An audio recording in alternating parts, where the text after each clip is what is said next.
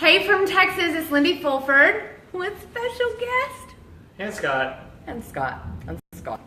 Okay, so I realized the other night that I thought I was doing my final entry for how marriage counseling saved our marriage. And then Scott informed me that it cut off at like 7 minutes. And I still had 3 minutes and I was just sitting here talking to myself. So I'm going to catch everybody up to speed. I'm not going to go through all of it. If you want to see it, feel free to go check out my prior blogs and you can catch up that way. But where we were at this point, we started off 2010 and Scott stayed home for 3 years. And it's very lonely and boring and depressing at home, especially when you have a honey-do list that's 3 miles long. Overwhelming. 4 miles long, 5 miles long. I don't know, it's a long list. And so that led to a little bit of depression and to waste the time. Scott drank a little bit. And so it just got to where it was overwhelming. And then on top of that, we had a baby coming. And then on top of that, I found out that my job was going away. And so we had everything crashing around us. That's when we decided to go talk to our pastor, who then sent us to a marriage counselor. Things were going good, or so we thought. And every step forward, we tended to take a couple steps back. And at one point, the marriage counselor he is cute, isn't he, Stacy? At one point, the marriage counselor finally, I left and he had some words with Scott. And next thing you know, Scott's gone out and he's got a job at Gander Mountain. That's where we ended the last video. So it wasn't a high-paying job, but you guys, God works in crazy ways, because let me tell you, he worked and started this job in the firearms department and learned everything he needed to know about all the different systems that you use now, right? And so it was amazing, because he'd been trying to get into this other company for how many years? It's a couple years. 3 years? 2 or 3 years? It's a couple years. Yeah, for a couple years, and they weren't hiring. But he kept knocking on the door, but they just weren't hiring. And finally, after he'd been at Gander Mountain maybe 6 weeks, was it even that long? But yeah, about a month and a half. About a month and a half, the door opened, you guys, and it opened big. Now, he started off in the warehouse, but it was a step in the door. And within a few weeks, he moved up to a sales position, because the sales position opened. And then a few months after that, the sales manager left, and Scott took over the sales manager role. And now I'm not going to say he runs it, but he does a lot of work. And so it's just amazing how God works, because he moved him in there and he already knew half the systems that he needed to know to do his job. So it was fascinating. So while this was going on, and he had started at Gander Mountain, at Hill Country Wholesale, where he works now, I had gone back to work for Dell. So I had quit. Actually I got laid off because my job went away, had a baby, ended up going back to Dell, and then Dell was offering a voluntary separation package. And because I had been there 15 years, I got to collect on all 15 years. So I decided to take a break for myself.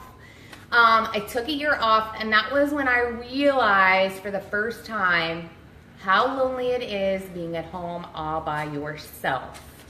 And I didn't drink, but I slept a lot. And I may have narcolepsy, but you guys, I slept a lot. And I didn't achieve any of the goals that I set out for myself. And it was really, really lonely and depressing. And it was awful. And it was at that point that I realized that it must have been awful for Scott when he was going through what he was going through. And then on top of it, for him to tell me that he had a problem, and I just totally disregard it. You guys, okay, bad wife here. I got the bad wife reward. I mean, granted, it was on both of our ends, but we realized it at that time, because we'd gone through marriage counseling, that it does take two, right? And we both had our sides of the story. I was the nagging wife. He was, drinking and doing such. And so that leads us to today. I have a full-time job again with FICO. He's working his job. We have exciting things coming down the pipeline for both of us. We communicate a lot better, wouldn't you say? I would say so, yes. I'm really good at stonewalling. I'm like the best stonewaller ever, right? Would you recommend that? That's a no. Stonewalling's awful, you guys. I'm really good at it. But I don't do it a lot anymore, right? I mean, I've gotten better. Yeah, got a lot better. I've gotten a lot better. So we're not a perfect couple. We still argue, we still fight, but we also knew that it was really important to make it work because we love each other a lot. We love our family. We love everything about us. If we didn't, we wouldn't have gotten married in the first place. And so it was worth fighting for. And that's the last thing I have right here is marriage counseling. Why do it? Because if it's worth fighting for, then you fight with all you've got because you owe it to yourself. And if you have children involved, you owe it to your children. Now, I'm not saying that marriage counseling is for everyone because there are some times that you have to leave the relationship. I'm by no means an expert, but I do know that people get married for a reason, and usually it's because they feel like they're in love with the other person. And, you know, go back and watch some of my other blogs, take the color code test, take the love language test, find out how to speak to your partner so that things don't break down. And when they do, make sure that you stop and listen. Have anything to say, babe? I would say marriage counseling is very important. If both partners are willing to do it, it's a plus. I was willing to do it because my relationship with my wife and my family was very important to me, and that's why I took the leap to go see the counselor, and it changed our lives forever. I would definitely recommend it. Talk to your partner, communicate. It's very important. But it does take two. You can't. It does take two. Yes. I think it's important to understand Scott was the one who actually called the marriage counselor. I was the one that was mad, but he was told he had to call, and he did because our marriage was important to him. And it's hard. You can't drag someone there. I mean, I guess you could drag someone there, but I don't know how open they'll be to listening. But it really was true. A lot of the stuff that I said to the counselor specifically, he verbatim said to Scott, and Scott went, "Oh, okay, I get it now," and vice versa. It's just one of those things. Sometimes you have to get yourself out of the situation to see what's really going on and have somebody else tell you their point of view of the whole situation.